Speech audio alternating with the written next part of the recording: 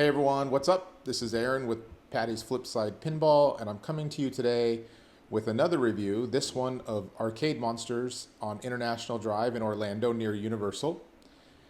This arcade probably should have been my first review because it is what I would consider my home arcade.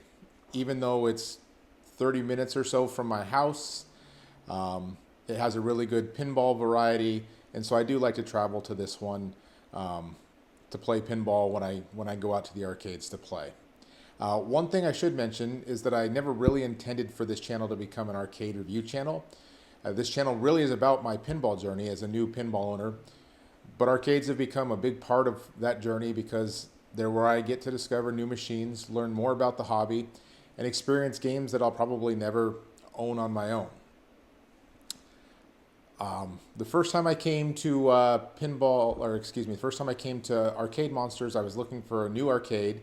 The Pinball Map app showed they had Guardians of the Galaxy machine, and I wanted to find out if I liked it enough to buy one for myself. That was back in January or February. A few weeks later, my own Guardians machine arrived at my house, and I've been falling deeper into the pinball hobby ever since. Back then, I was trying to decide whether I wanted to own a pinball machine. But today, I'm looking at this place through the eyes of a pinball owner.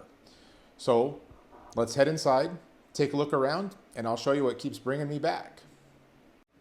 All right, now that we're inside, take a look around. You'll see what Arcade Monsters has to offer. I'll tell you, they have a large variety of machines, from darts to skee ball to dancing machines to racing machines to duck bowling,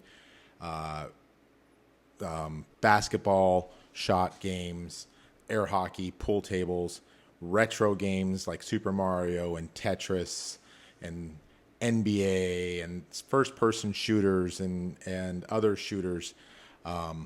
One thing I will caution you about this particular arcade, though, is it is a free play, which is what I absolutely love about it.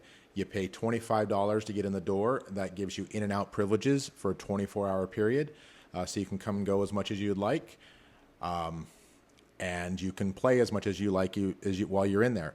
There are no games that are off limits. They even have some Xboxes set up on the countertop there at the snack bar. You don't need to bring any other money in unless you want to buy something from the snack bar. They also have a full-service bar, so you can get your drinks and cocktails. And they have some vending machines in the back corner as well. You can take a look around. You can see what it looks like inside here. Like I said, $25 flat fee, unlimited play, no quarters, no game cards. Once you're inside, there's no pressure to keep feeding money into any machines. I've had visits that have lasted 2 hours, and I've had visits that have lasted 6 hours. I think the big thing here is this isn't a pinball arcade. It's a giant arcade that happens to have an impressive pinball lineup. As you'll see here in a moment, most of those are Stern. There are some Jersey Jack machines, Medieval Madness is there, Attack from Mars, Pulp Fiction. If you're coming here specifically for pinball, there's enough variety to keep you busy for a long time. However, over the last few months, I've started noticing things that I would have never noticed during my first visit when I was just trying to decide whether I wanted to buy a pinball machine. One thing I've learned about myself as I've gotten deeper into pinball is that atmosphere matters more than I realized. Arcade Monsters is an arcade. There's loud music. I don't think the music is really piped in, although there might be. Most of the music is coming from the other games in the arcade. So that makes it hard to hear call-outs sometimes, hard to hear some of the instructions. As I've gotten deeper into pinball, I've realized how much information modern machines communicate through music and call-outs. Sometimes that gets lost in the overall arcade atmosphere. It's also dark in the arcade with the bright light shows on the pinball. Sometimes the ball can get lost on the playfield just because it's so dark in the arcade and the machine goes dark for those bright light shows. Atmosphere-wise, this place definitely has a vibe, and that vibe is 80s roller rink. You probably saw the painting, the neon paintings on the wall, the neon carpet, and it really gives ambiance to the place, but it isn't perfect for playing pinball. I've learned though, that my favorite time is to visit around 10 in the morning, not because the arcade is quiet, but because there just are fewer people there and the other games aren't making as much noise. What I have noticed, though, is machine condition. During my first visit, I thought the machines were perfect, but I've learned that actually wasn't true. I've just become a little more aware of what machines should be doing. Machines are occasionally offline, and they do a good job of turning the machine off if it's not playable. Inside or connected, which most of the Stern players have an account with, sometimes is offline on specific machines. Games occasionally underperform, a weak flipper or whatever, and then balls get stuck.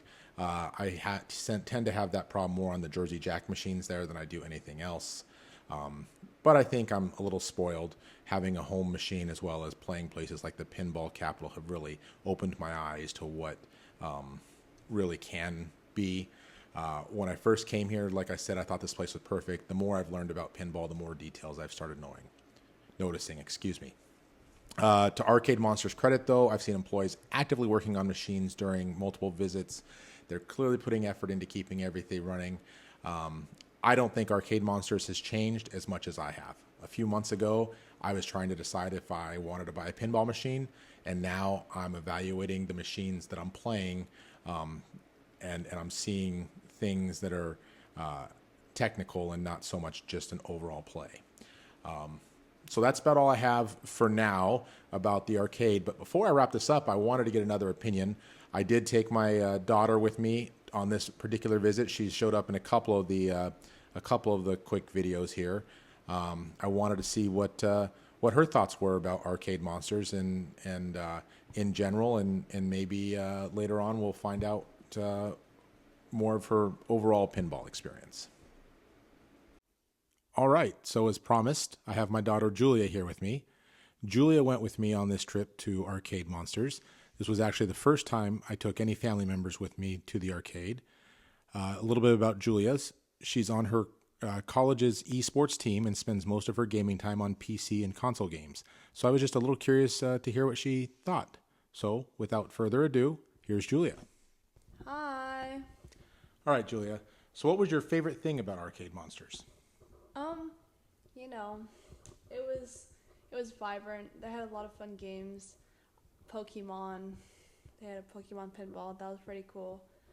I just thought it was aesthetic. It had a lot of good pinball games, and it was just enjoyable overall.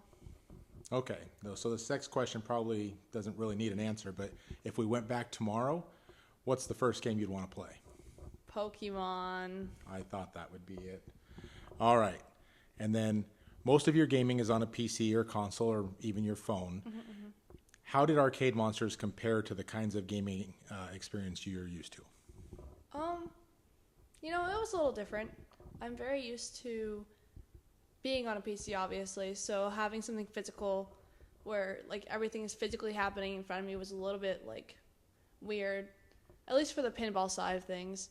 But overall, I think it was more fun, I guess, because more again, physical. So I got more of the physical aspect of the gaming side of everything.